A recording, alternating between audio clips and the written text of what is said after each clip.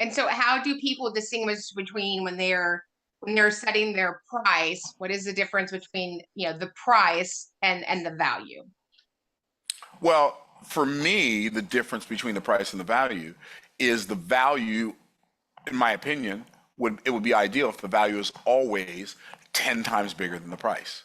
Right. I have this saying, when the value is this big and the price is this big, they always buy. And it doesn't matter what number you put in the space, right? That's why we have clients who pay us $1 million a year for business coaching, because $1 million a year still fits in here because the value is 10 million.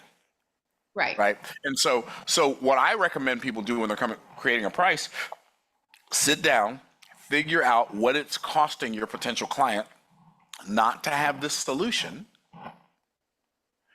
and then divide that amount by 10. That's a good price. Right. People always say, well, how much is it going to cost for to have a special education advocate? I go, it's a car repair. It could be an air filter, and you might need a transmission, right? And I find that Right. people they're not really tied to the price; they're tied to the outcome. Can you Right. talk about the difference between price and outcome? So let me say this, if I may do this even before I do it. Somebody says, well, how much does it cost? So how much does it cost? That's a good question. Are you asking me how much does it cost if you say yes, or are you asking me how much it costs if you say no? Because both of them have a cost. Right. Right. And so what happens, I believe, one of the mistakes that a lot of people in sales make is we tell people how much it costs them if they say yes to our offer, but we never show them how much it costs if they say no. And usually if they say no to our offer, it's going to cost them way more.